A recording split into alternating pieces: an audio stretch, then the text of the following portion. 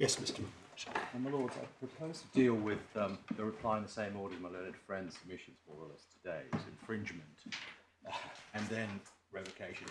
There's a bit of ducking around. I hope I don't do the same, take the same course.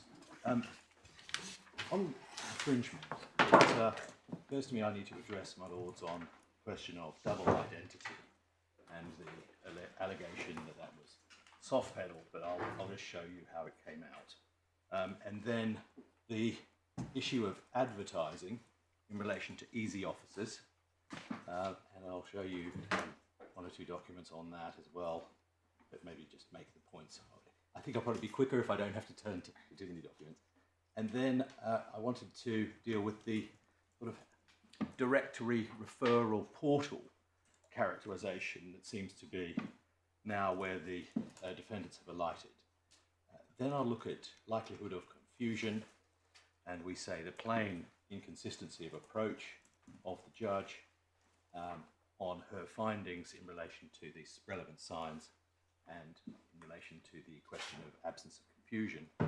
And finally, I will look at honest concurrent use. In relation to that, we will be saying that the idea that the judge could infer a state of the market where the length and scale of concurrent use compelled the court to infer that most consumers have learnt the difference between the two marks is fanciful to begin with, but secondly, she didn't.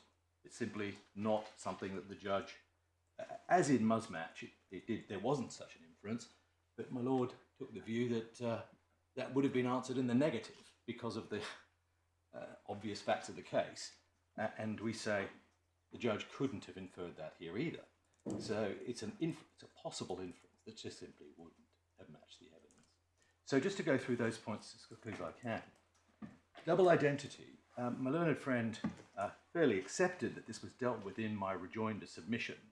So it was pleaded and it was part of the trial. To the extent that infringement was considered, it's slightly surprising to see the judge's findings on infringement. Slightly surprising, very surprising, because this was a case where EasyOffices for services that were either identical or similar. It was very difficult to see why there wouldn't be any confusion. My learned friend fairly accepted that we did make the point, and we relied upon the IBM and WebSphere case. You'll recall that I relied upon the Google AdWord campaign in relation to revocation for Croydon. Well, Mr. Abrahams of Nuclei had also bid on EasyOffice, singular, for his AdWords, and he was cross-examined on this. And his answer was that it was effectively the same mark. He wasn't trying to confuse anyone. He just considered that that was the same mark.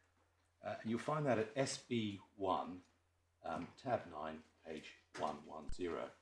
Now, I relied upon that in my closing skeleton as being evidence of Sorry, can you just give me the reference again? SB1, yep. tab 9, yep. page 110. Yep. And I relied upon that in my, sorry, that's, I think, the reference to my closing skeleton submission, which will have the reference to the transcript and an extract. The other point I wanted to make, and I couldn't help noticing this, that this wasn't relied upon at trial, but it was an exhibit referred to by my learned friend in his skeleton on another point, the SB3, page 114, where there's a reference to Stelios's business as EasyOfficeS. Where's that? With an S.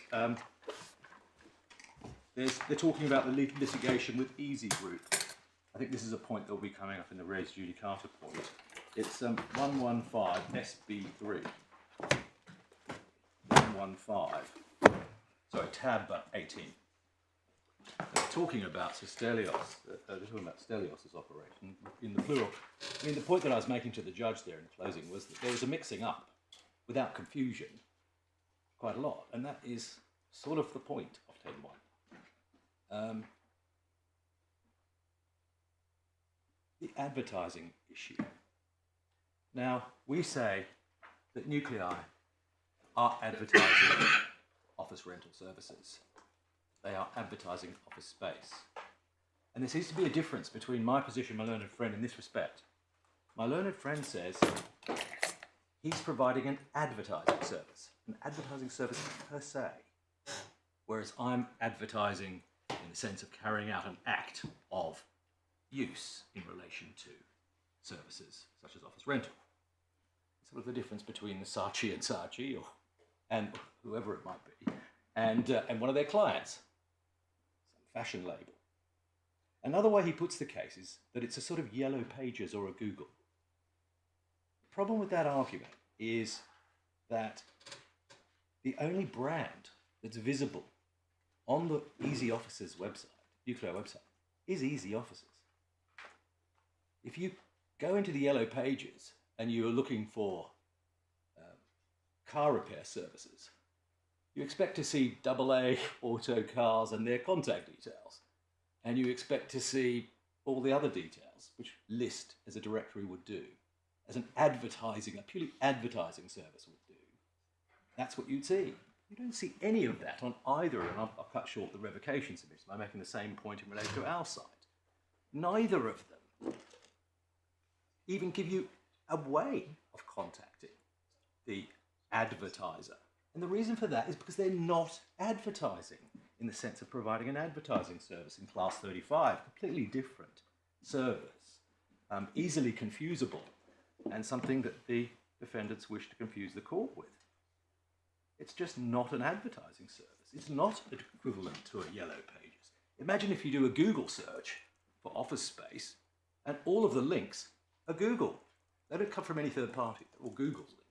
That's what we're dealing with. What matters is always, in my submission, what the consumers think. My learned friend took you to a long passage, as riveting as it was to read, to hear my cross-examination all over again, and hear Mr. Abrahams explain patiently how he sits in the middle, he's an intermediary, and he provides a service to the officers, providers and so on. All very interesting. But the basic thing was, when I asked him the question at SB 1 295, I do need to show you that, and sort of focused on different parts of the cross-examination. SB 1295, which is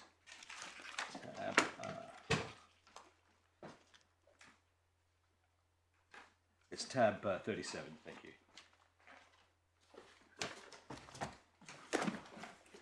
We had our discussion about. It was all very interesting, and then I asked him in the mini page. I think it's where is it again? Sorry, it's this one. That's the wrong right reference, is it? Sorry.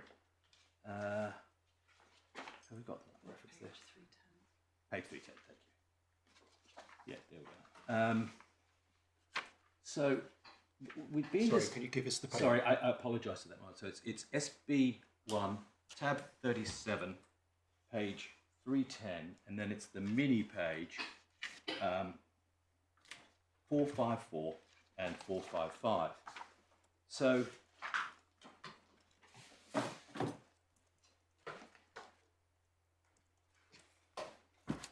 we have been discussing lots of topics, and my learned friend was going through all of that. But when it comes down to 454, he's asked, I want to ask you about that box. Find office space to rent anywhere. What do you think is the USP? What's the selling proposition that you're making to the public there on that website? What are you telling people you do? What we want to do is come across that we have office space everywhere in a nutshell. I want people to imagine the marketing side is driving people to the website.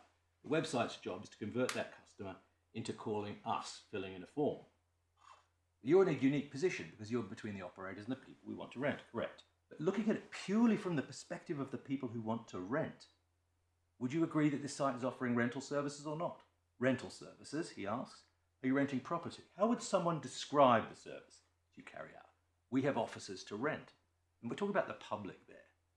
We say that is clear, in line with the authorities, Animal Trademark, Lord Justice Jacob, Botomatic, UView. It is what, and the freestyle case that I touched upon. We say that is quite clear that, so far as the public are concerned, this is an office rental. It was acknowledged and admitted in the defence as an office rental. My learned friend is jumping around when he says, when he pleaded admitting advertising office rental, that he was admitting advertising services. The defence says nothing of the kind. It just says we admit we advertise offices. And that's really the issue. They are advertising offices, they've admitted it, and it doesn't really matter that they don't own the offices. The consumer doesn't know that. And frankly, why should the consumer care? Whether it's a wealthy trust or an offshore company or they want to rent an office and they're going to a rental service to rent the office and it's being advertised as such. The fact that there's a plurality, a multitude, or one or five is also pretty immaterial. In this day and age where things are aggregated, you'd probably expect there to be quite a lot, but that doesn't really mean that it's somehow a different sort of service. In the end, my learned friend is almost saying, well, when it comes to the EasyGroup website, I'm jumping ahead, it's providing two different services, because you can't deny Croydon and Old Street and the other ones were on that. You can't suggest that's an advertising service. So it's providing an advertising service in relation to the little box where you look for extra locations, and the bits where you're talking about Croydon, presumably Stelios' image. He's in the business of advertising. It just doesn't sit with ordinary consumer perception, in my submission. The likelihood of confusion. We say, if I could just be very brief on this, learned friend has described this as a bad point.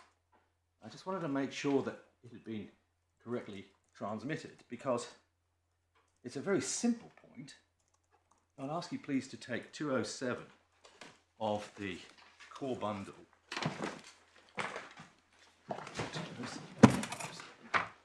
Sorry, 257.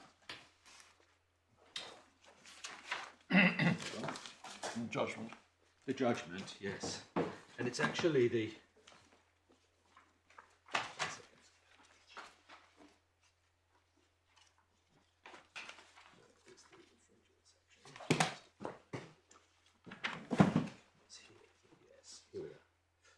sorry, it is completely wrong. It's 266 of the core bundle, so it's paragraph 316 of the judgment. And if you just, we can establish this very quickly just by looking at the judgment itself. If you keep your hand there and you have a look at the earlier part of the judgment, I think that was 207, page 207, where the judge has set out the table of marks. So we can see what she's talking about there. Just, if you look at 206 very briefly, you've got the yellow logo in the very early years, the orange logo, which was then the later use. This is the use that anticipated the EasyGroup applications, right? Obviously, there was a complaint about that. A learned friend suggests, and you'll hear more about this when it comes to things like consent and res judicata, but the position is not as described, as simple as he puts it, but never mind. The position is there were various signs, but the key part is the table below paragraph 28. And you can see that there's a table which shows easy offices with a grey and then a blue, and that's between 2005 and 2011. And then we've got 2011, 2015, we've got the white on the dark. Now, if we then turn forward to the judge's comparison of the signs, you can see at 316 that our strongest case, if I could paraphrase, is obviously the word-only easy offices, easy office against easy offices, which he regards as almost identical. And also the black and white figurative mark is visually quite similar, she says, to some of the logos used by Nuclei from 2011 to 2019. So we're talking about those first three in principle. However, it goes on to say, in the use of a white font on a dark rectangular background. So our best case, according to the judge, is a situation where things are getting worse as time goes on, and we're dealing with something that starts in May 2011. not the grey one. However, the period where the judge requires us to show the greatest absence of confusion, or the greatest presence of confusion, which also matches our greatest period of use, is over by then, essentially. There's maybe 6 months worth of declining use during 2012. So, and it isn't the same as the marks that she has held to be our best marks. So the period where we're supposed to be looking for evidence of confusion is in relation to our worst case, according to the judge, and our best marks are not tested, so to speak, by the proposition. My learned friend took you to our website, where of course we use EasyOffice somewhere in plain words on the site. In my submission, that gets him nowhere, because it's still in the context of the orange EasyOffice website and so on. So you're not testing whether that use of that sign on its own, or in a sort of context stripped of other indicia, would lead to a confusion or not. So these are all reasons for the absence of confusion not to have been as determinative or even relevant, we say. I think my learned friend mischaracterised my submission. We said this is not a case where the absence of confusion, where any inferences could be drawn from that. The Mr. DeWaite document. Now, this comes up under honest concurrent use as well, because under honest concurrent use, my learned friend has to establish the propositions, and the document by Mr. DeWaite, who's a director of the defendants, was not called by the defendants and is commenting on traffic data as indicating a level of confusion. Well, there's debate about that, but a level of consumer behaviour based upon the look of that website before and after, while recognising that in both instances there's some.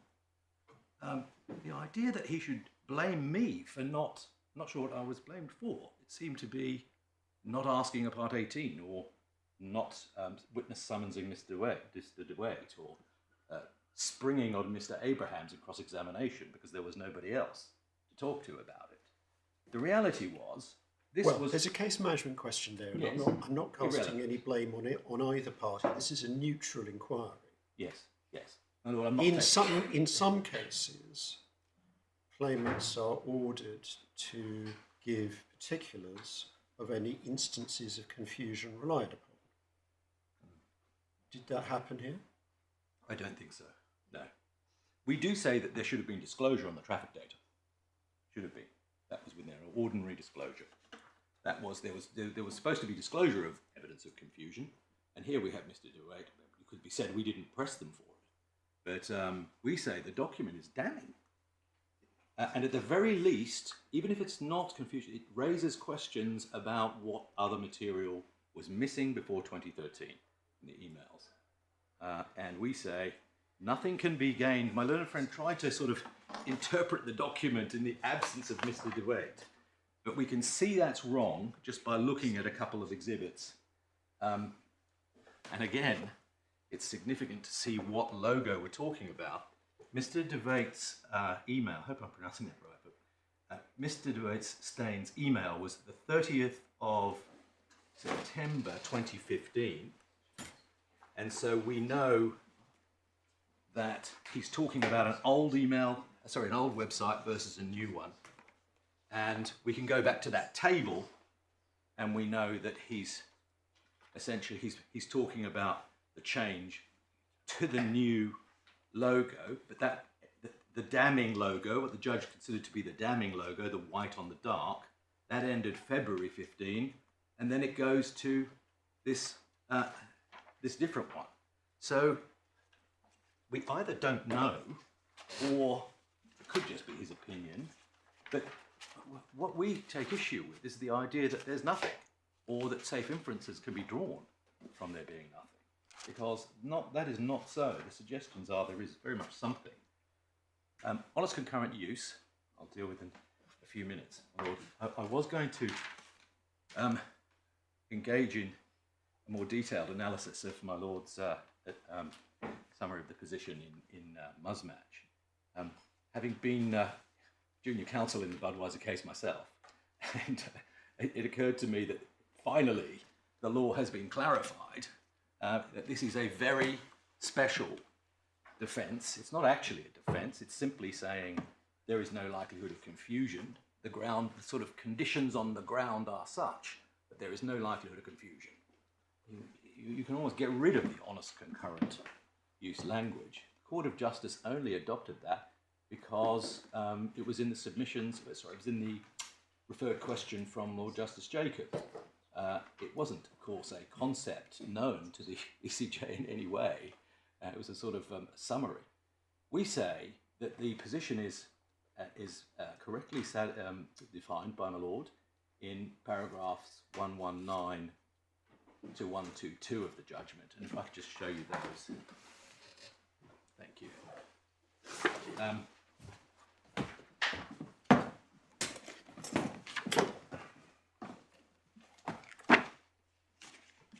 Before that, my lord has identified certain outstanding questions from Budweiser, but I don't think any of those arise here.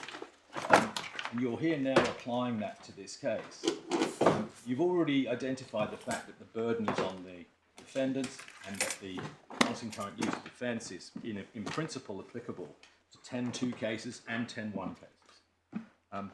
But really, I wanted to pick it up at 119. That's not the end of the defendant's case, however. As discussed above, honest concurrent use may lead to the conclusion that there's been no infringement, even though there's a small level of actual confusion between the trademark and the sign.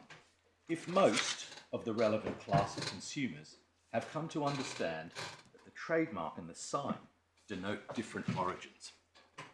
Now, that is, pausing there for a moment, I want to just compare that with the way that the honest concurrent use case was just put by my learned friend. My learned friend said that the basic requirement is that the mark never had exclusivity to begin with because we were first. Well, that is not honest concurrent use. That's just in every case where there was an earlier mark, it could be said that there's no exclusivity. No, it isn't about the state of the register. It's about the state of the market. It's not about, and it's also not who was first on the market. Because if you're first on the market licking envelopes in your dad's living room, then you are not educating the market about anything. And at this stage, Mr. Abrahams and Nuclei were absolute. But leaving that aside, it's just not enough, because in those circumstances, there would potentially be, even if it were established, there would be a pretty ironclad Section 5.4a case, which of course was brought in this case by Mr. Abrahams, initially Nuclei, funded by the remaining defendants, and then withdrawn, jettisoned as being so weak and feeble that they were scratching around at Gatwick Airport, buying the BAA rights, which they thought they'd get cheap. And rather than maintain that claim, it was abandoned in preference to a wholly speculative claim, which they thought had been used. So that's how strong this initial use was. But quite apart from that, we say it's not enough that you don't have exclusivity. It's much more about, as I've just read out, whether the relevant, because this is a confusion argument, it is not a defence. So if it is a confusion argument, then all or substantially all of the relevant class, most is fine, we live with that, most of the relevant class of consumers have come to understand that the trademark and sign denote different trade origins. And that is just not a finding that the judge even considered, and had she done so, we say that she firmly would have answered it in the negative. Because of the, there was no basis for saying that these two enterprises, maybe, it's true that the judge considered that we were large for a very short time, and that Mr. Abraham's business was large for some time, but that wasn't addressing the question of whether all or substantially all consumers had learnt anything, and learned to tell them apart. And it's sort of the premise also proceeded on the basis that honest concurrent use only kicks in if there is confusion, which was another strange basis for the judge to find it. That's what we mean by the contingent basis. it's contingent because it only worked. The judge said, well, if there's evidence of confusion, then I'm going to say it's honest concurrent use. That sounds like a defence that gets deployed in circumstances where nothing else is available. Whereas the way that this is formulated in the case is people should be able to tell them apart. There will, of course, be some who can't and who'll be confused, but by and large, people have learned to tell the two beers apart. And it's a pretty special set of circumstances, and we're miles from that here, and the judge didn't even ask that question.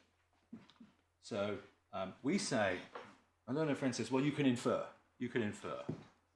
Well, in the Musmatch case, you inferred that the judge, if asked, would answer it in the negative. Well, it's easy to infer in the negative because it's such a hard set of conditions to establish that you could pretty reasonably ask whether the judge would have inferred on the fact. But inferring in the positive, in the absence of any evidence, in the absence of the defendants even addressing this argument in these terms, where the burden is squarely on them, we say the case on honest concurrent use is extremely weak and should be dismissed. There are other reasons as well than the one I've identified, which of course confusion was exacerbated during the course of the period. So we had the orange mark right at the beginning, which was clearly passing off. That's why he gave up using it, thought he'd got away with it. On that point, we never said you can carry on using easy as you like. There were a number of contacts, but I'll let that be dealt with on the other issue. But and then they were at each other's, well, metaphorical throats for quite a long time in relation to various sets of proceedings. That might not be determinative, but certainly the way that the defendants branded themselves, you can see from the judge's table, if anything, they moved closer. So we had orange. You could say, all right, that went to the blue. That was a good idea. It was away from orange and white on orange, which in lowercase looked startlingly like EasyOffice, the EasyGroup branding. But then we come to 28, which is the table I took you to, the table below 28. And you can see that that big E, which might be said to be a good way of distinguishing from us, disappears. We go back to lowercase. We're emphasizing the easy. You were showing, I think Lord Justice Floyd picked up on this, the big brands use easy. That was a point of complaint in our particulars of claim. And in general, we say they got closer. Now, it might be said that the most recent iteration with the capitalized E and O is maybe moving further again. I mean, I don't propose to express a view, but it's when you're dealing with a fluctuating sign and website that's changed every few years, it's not right simply to say, well, they've done nothing to exacerbate confusion. Not honest, we say, as in Musmatch, this criteria, the criteria identified by Mr. Justice Henry Carr in the plumbing case, are very unlikely to be necessary, very unlikely to arise. It's such a rare set of circumstances that you're ever going to find honest concurrent use in the sense of understood as a plank of non-confusion. That maybe, the sort of Budweiser, I mean, many people would say that the Budweiser case wouldn't satisfy the honest practices provisos. And one of the things that triggered that case was Budweiser, the Americans waited until the last day of the period where they could attack the check mark, and then so that then Budweiser couldn't retaliate with a mark of their own because they were too out of time by then. So there was a certain amount of allegations flying around in that case as well about poor behaviour. But I think we would suggest that if you do get to honest practices, you are just going to this is a party who's secretly bought third-party rights, accused Sir Stelios of bad faith, accused him of sham use, maintaining a mark simply to deceive the register, deceive the registration authorities and the public, and many other things besides, if you look at the cross-examination. So there's the defamation claim that took place between the parties. This is not a case where parties have been respectfully trading and legitimately observing the other side's interest in their concurrent user. if I could just address you on revocation.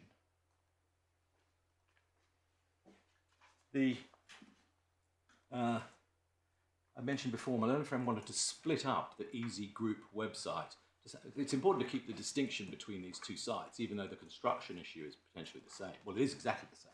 The construction issue is we're trying to understand what is meant by services for office rental and the hire of temporary office space. That question is the same, but the facts that have to be poured into that are going to be different according to the particular issues.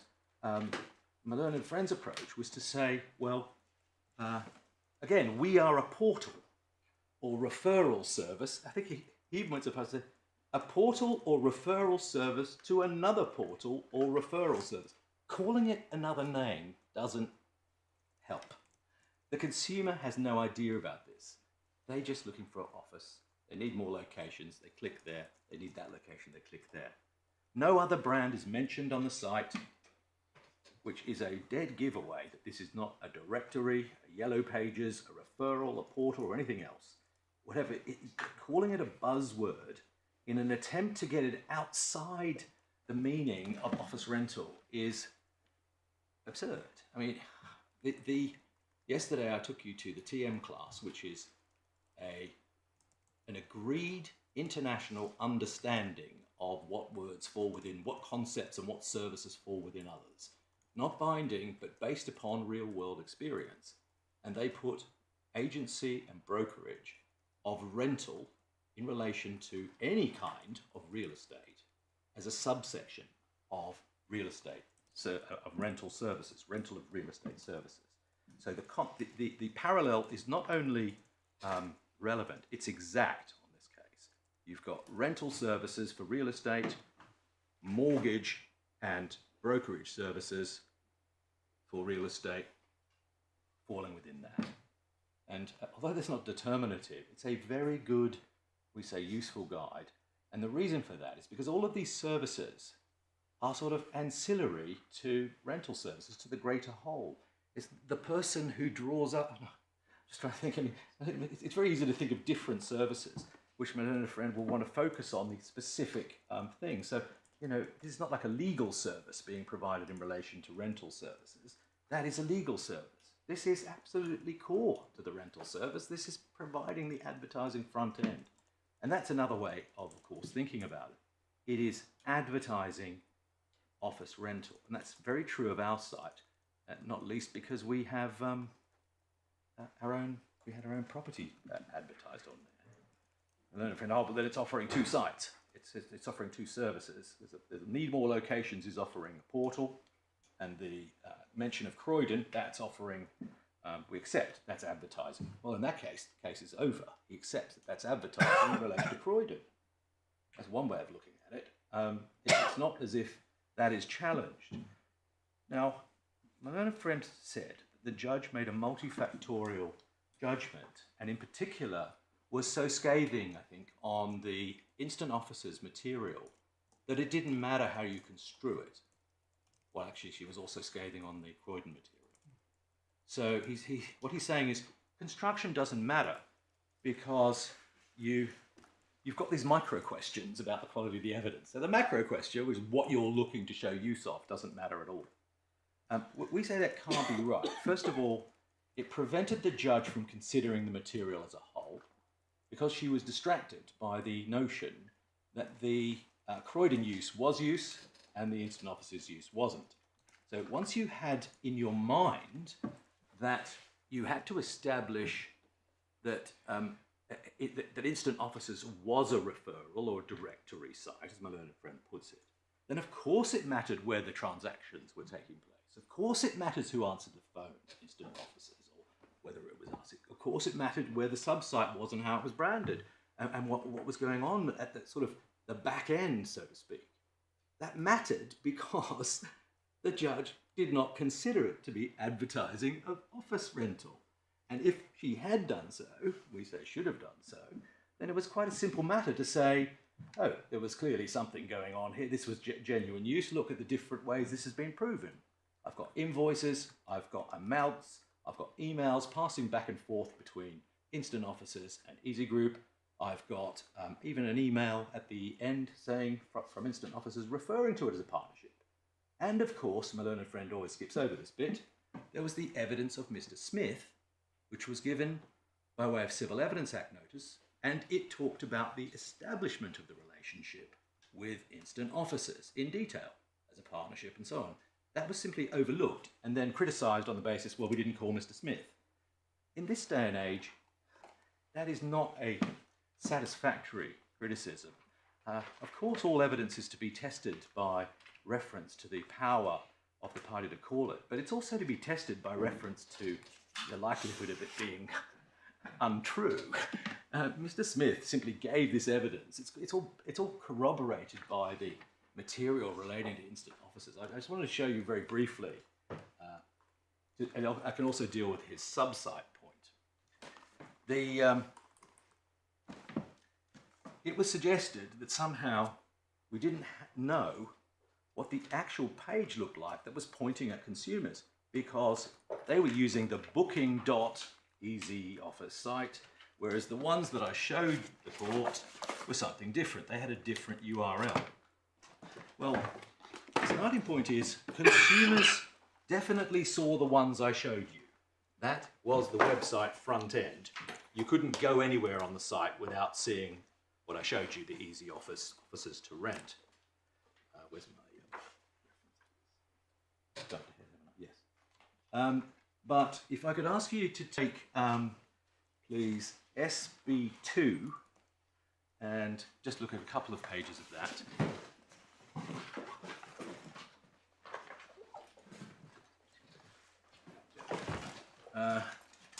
SB2 tab 47.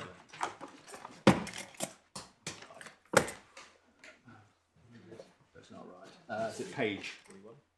It's the. 1 second. Who's your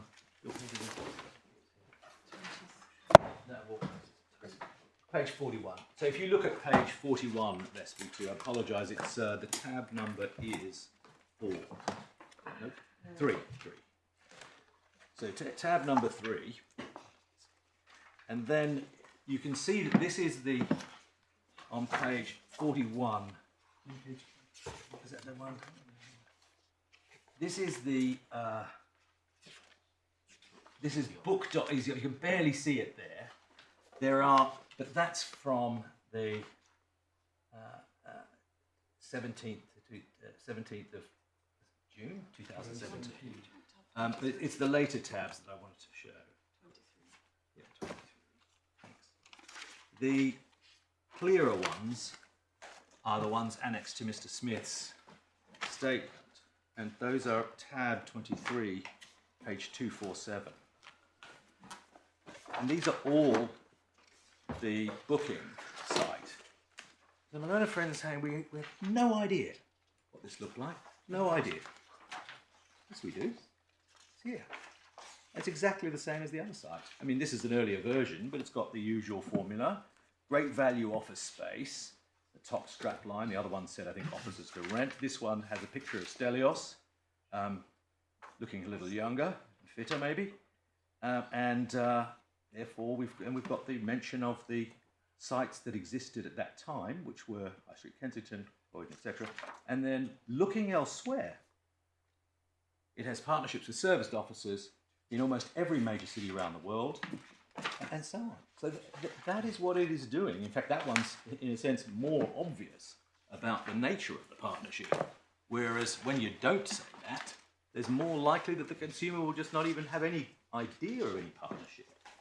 But it doesn't really matter, because the issue of construction, we say, preoccupied the learned judge unnecessarily and made her focus wrongly on transactional material and so on. So I do apologise for interrupting my learned friend. That's all right, you do it all the time. To be clear what your submission is in relation to what we're looking at, SB2247, which web? That's the booking sub-site. No, it's not. Right, okay, good. You want to mention that, as I understand. Okay, sorry. These are all part of the same exhibit, as I understand it. Yes. And you can see from the following pages at the bottom, the footer of the page where it says book.easyoffice.co.uk. Sorry, is that my own offence point? 249 is that Yeah. pages. Yeah. Okay. So that is what we have. That's the look of the page. I think it's pretty clear. You'll keep turning as many pages as you like. You won't find instant offices there. That is the position. It's an EasyOffice website advertising office services. Then we come to what Mr. Richardson said about it, and you can see that in his cross-examination. Anyway, Mr. Richardson's cross-examination was very clear. My learned friend mysteriously relies on this cross-examination repeatedly as supportive of his case. Mr. Richardson says, I've supplied the EasyOffice artwork to instant officers for them to put on the site, and that's what we've been looking at. So it isn't clear to me why that is said to be non-genuine use or not use, or the whole purpose of him giving the artwork to the assets, as I think he called it, to instant officers so they can put a skin around it, as he described it, make it look like an EasyOffice website. Only got a couple more points. The construction point was important.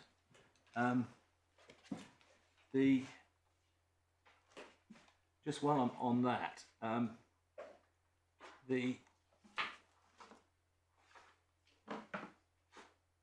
my learned friends accepted that, asserted that there was no material on what these invoices were for. The invoices, well, you had invoices in SB2. You don't have all of them. There were many, obviously over many years. But if you looked in SB2 and the invoices that were provided, they refer to EasyOffice fee, and they're from instant officers, and they are for the amounts, the sort of amounts that we're talking about. This is entirely standard in revocation cases, both my learned friend's attack and the evidence that's put forward. Inevitably, one document will never give you all of the indications you need. It won't give you, for example, what the product looks like on invoice. A photograph won't tell you the date. Some other piece of information, a letter, won't tell you the quantity. And so you always have to piece it together. Here we had invoices, we had sales statements, we had evidence about how it was established at the beginning, we had correspondence passing between us and instant officers. But it's seriously suggested that this didn't exist. Surely not. If it did exist, then the question was assessing whether it was genuine use or not, taking account of the duration of its use, the very long-standing use, the very long-standing arrangement. Things like whether the sales tables were consistent. There were two tables, they didn't exactly match as to the dates, which could also explain the discrepancy, but they both showed use, let's say, over £10,000 worth of commission statements. So it was a reasonable inference that there was at least that amount, not that there was nothing, or that you can't tell.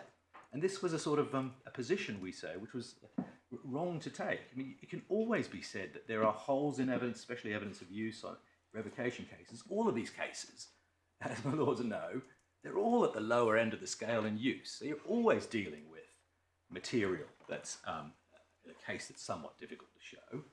But we say it's very unusual to see a serious revocation case maintained in the light of this amount of use. And we say the judge's error was absolutely a quantitative one. And I wanted to show you one final, hold on one second. I mean, I'm just reminded that SB2, which is page 295, there's a cover email from instant officers, from Kerry Robinson of EasyGroup as the financial controller. And these aren't just invoices plucked from the air. It's please find the attached invoice for your attention. Now, yes, it doesn't say in accordance with our partnership, but judges are supposed to live in the real world here and understand what's likely to be the case and make reasonable inferences. Yes, the evidence could always have been better. Can you help us with which is the attachment? Is there attachment directly behind it? I'm looking for that one. I'll keep going for a moment. we say it was absolutely quantitative. Now, you asked, my Lord Justice Arnold asked my learned friend if he accepted whether paragraph 256 of the judgment was a correct statement of the law. Now, I opened on that. I'm not going to go through that again. I say it wasn't. But it's significant, we say, first of all, that the judge relied upon the Board of Appeal's analysis. And the Board of Appeal's analysis was very much small use is not enough. It was sort of opposite of what was being argued in Reba. So that was telling, but I can't put my whole case on that. Actually, I don't think I need to, because if you look at the judgment, you can see that each key determination was a quantitative one, and there was in fact a very telling one at paragraph 270 of the judgment, which I don't think either of us have addressed you on. This is where, thank you, you've got a page for that. The invoice, by the way, my lord, is SB2, page 337. Oh, sorry, tab 27. So tab 27 is the entire email plus 2 attachments. Tab 27 is the entire email plus 2 attachments. Great. And then that is the... You can see it says Yeah. Yeah. All of that is here. Okay. Email, there's 2 documents. Yes. That email also attaches the partner statement that the judge said there was no idea of the provenance of. I think she did acknowledge that it came from the financial controller. And they all say EasyOffice fee report. Yeah. So on this, paragraph 270, Mr. Van Heegen submitted that ultimately the evidence demonstrated that the use of the court premises was simply a sham, designed to preserve the EasyOffice mark. It's not necessary to go this far, as the case law set out above demonstrates a trademark proprietor may make genuine retail sales of the product under the mark which are nevertheless not sufficient to demonstrate genuine use of the mark. Now, there's a curious double use of genuine there. A very curious use of double genuine. Because if it was genuine use, this isn't the argument that was rejected in Reba, simply some commercial use. This is the proprietor may make genuine retail sales, which are not sufficient to demonstrate genuine use. Now, we take issue with that, because if there's a finding that the sales are genuine, then that is sufficient. And the only reason that can't be sufficient is because it is quantitatively not sufficient. And that's where the judge went with this. If you look in the following paragraph, you can see that the very first decision that is made is that evidence of revenues of just over £1,000, not enough. We never consider whether these are, how frequent these are, for what period of time. She says generated by 4 customers Yes. from June to September. So Yes, but I mean, she an doesn't. idea of the frequency. It's not. It's. What I'm saying is, my lord, I appreciate that, but it's the very first thing that she does there is compare that to the absolute size of the market, and then say that is small. So that's not enough on its own.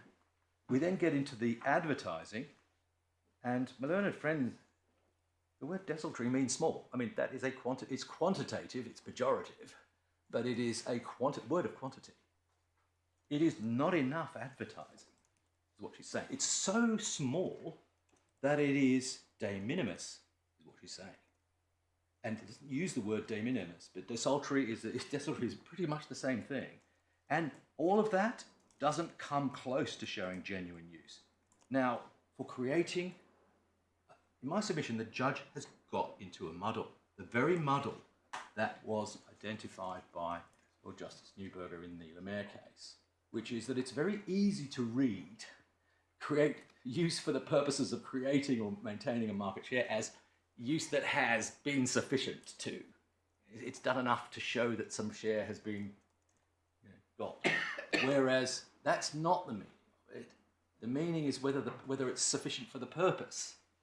It's about the purpose rather than a quantitative. Now, again, I don't know if it said, well, Mr. Balinich accepted that quantity was relevant. Of course I did.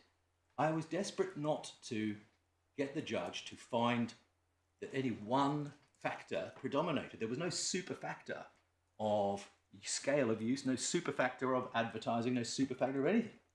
It was multifactorial. But what the judge here did in my submission was apply a super factor of use, sufficiency of use, scale of use. It comes out of the original misinterpretation of REBA. It then gets fed through into 270 and to the key findings. When it came to instant officers, the position was a bit different because I think the judge could sense that there was quantitatively something and it had gone on for a long time. We say that there was a different level of analysis that took place there, but equally incorrect. Let me just see if I've... That's the REBA. The EUIPO guidelines. My learned friend struggled with the notion of the test applied by the ECJ when dealing with General Court appeals, and in my submission also struggled with the submission that he put to you that the General Court case law shows that you must show the place, time and extent of use in relation to websites. First of all, those are EUIPO guidelines, and they are not binding even on the General Court, much less us. But the second thing is the words place, time and extent of use specifically come out of the legislation. They were in the implementing regulation, they're now in the delegated regulation, and you've got to show them in every case. You just have to, as a matter of strict formal approach. And it is well established, of course, that the approach to evidence in the EUIPO is very different. They can't test evidence there. They've just got to, there's no disclosure. And so they're quite sceptical of the material that comes in, a bit more sceptical than we are, where you've got someone like Stelios, who was there, his name's on the emails in relation to Croydon, or you've got Mr. Smith coming in by way of CEA Act notice talking about instant officers. We accept that. They're deeply suspicious of any declarations or witness statements by the undertaking concerned, and there are reasons for that. So,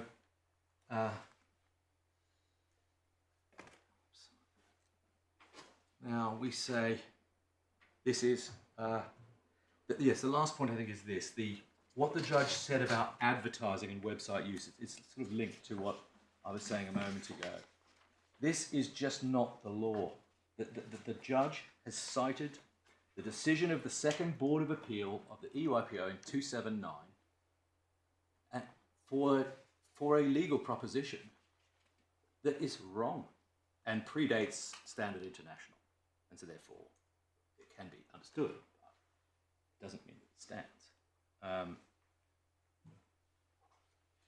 280, the mere presence of a trademark on a website says nothing about the extent of use of the mark, and in particular the volume and frequency of transactions. Well, as a proposition it is true, but as a legal point, which is that somehow it doesn't stand for genuine use on its own as a use, that's wrong. And in fact, we say it was wrong even before Standard International, but Standard International tests the proposition to extremes because it says every other form of use was outside the jurisdiction.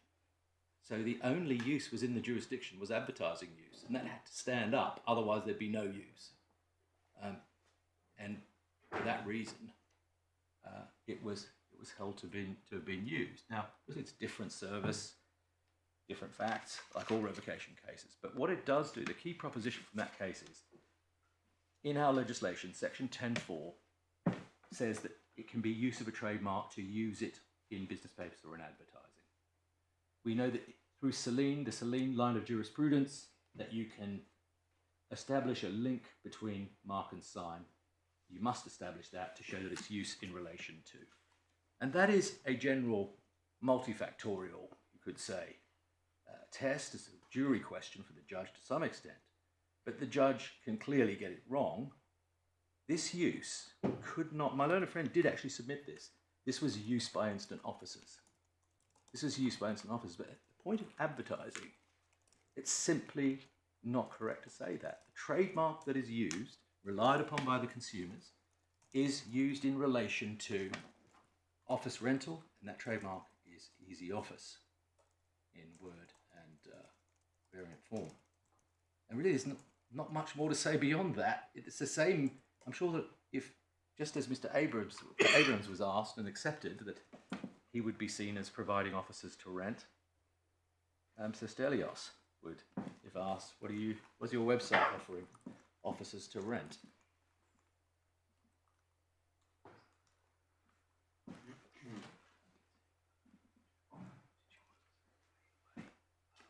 Oh yeah. There was one other. I did mention that there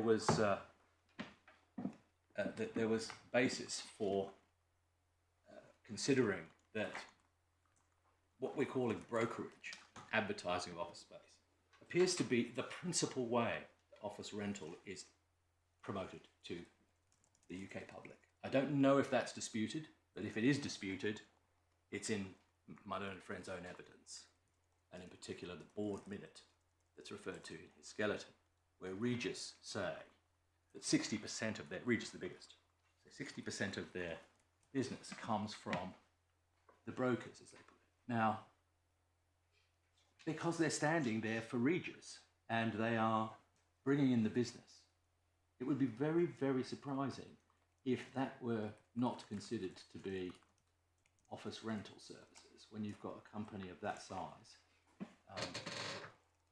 doing it that way. Another slight factual wrinkle is that Instant Offices, who are the largest broker, also own property. They also own their own offices to some extent, so they mix up with their advertising of other people's offices with their own premises. We know that because Mr. Abrams says that in his witness statement. It's not in dispute.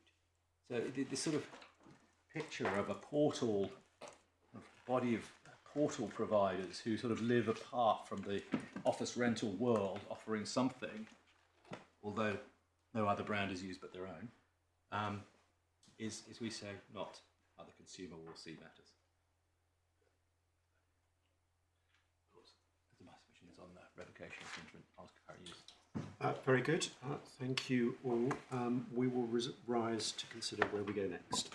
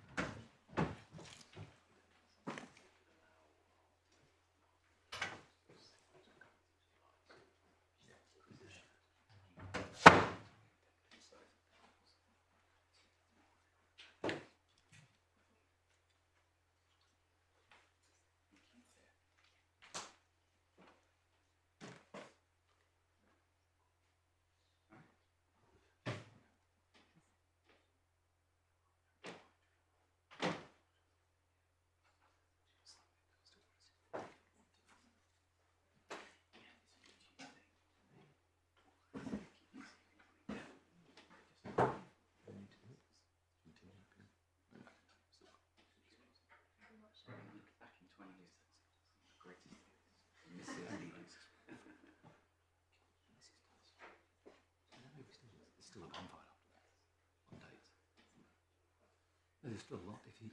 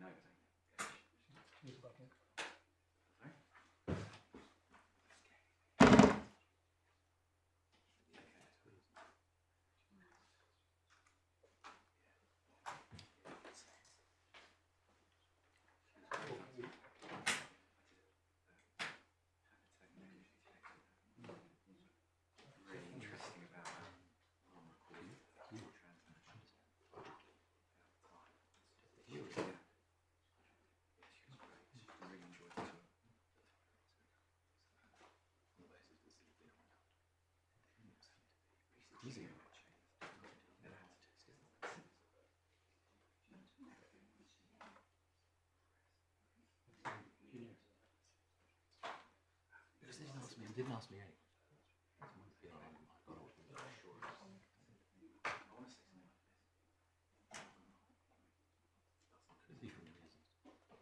No, I think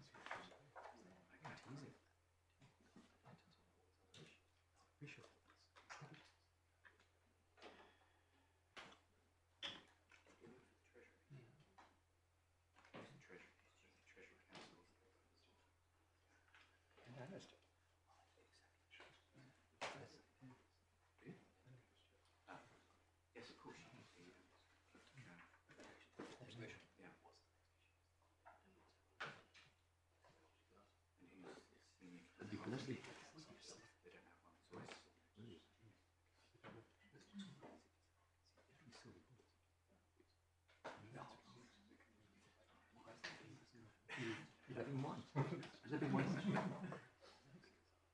There must be a bit of understanding as to the level of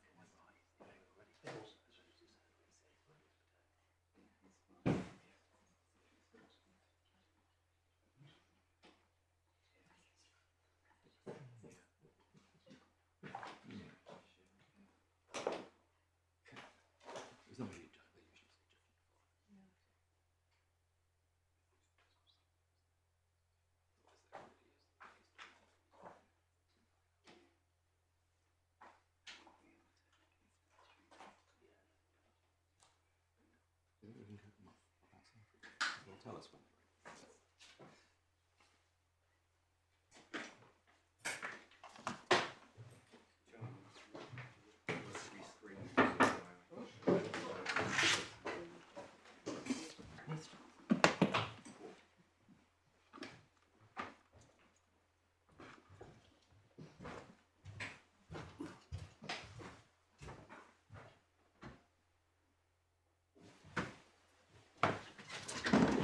Right, to put what I'm about to say into context, I should explain for the benefit of those who may not appreciate that in hearing this appeal, prior to the start of the oral arguments, all the members of the court had read, of course, the judgment under appeal and the detailed skeleton arguments submitted in support of and against the appeal. In addition, the court has had the opportunity and has taken it of discussing the case amongst itself prior to the commencement of the appeal and during the course of the oral arguments at each break. With the benefit of all of that consideration and having carefully listened to the oral arguments, the conclusion that we have reached at this stage is that the appeal will be dismissed for reasons that will be given in writing in due course. The dismissal will take effect as from the point at which we make an order to that effect. We are not making that order today in order that time doesn't start running for the purposes of an application to the Supreme Court. But the order will take effect when the written reasons are handed down. I hope that is clear. It follows, therefore, that we don't need to trouble the parties to argue the issues arising out of the two respondents' notices. So far as the written reasons are concerned, the procedure will follow the usual course. And again, for the benefit of those who don't know, that means that a draft will be sent to those on the circulation list which has been submitted. That will be done in confidence, purely for the purposes of correcting typographical errors and the like, not for the purposes of re-arguing the case. That embargo must be strictly observed until such time as the final form of the judgment has been prepared and handed down so as to be publicly available. I'm sure that procedure is well understood by all the lawyers in court. The other purpose, of course, of doing that will be to assist you in attempting to agree the form of the order that we should make, and in particular with regard to the cost issues arising. Now, it may be the case that you can't finally do that exercise until you see the written reasons, but I would hope the parties will be in a position to at least start the discussions on that question, even if they can't be concluded until such time as the draft judgment is available. Again, I hope that's clear. If there are any questions arising out of what I've just said, feel free to ask. Otherwise, that's the end of this hearing. No? Very good. Thank you all.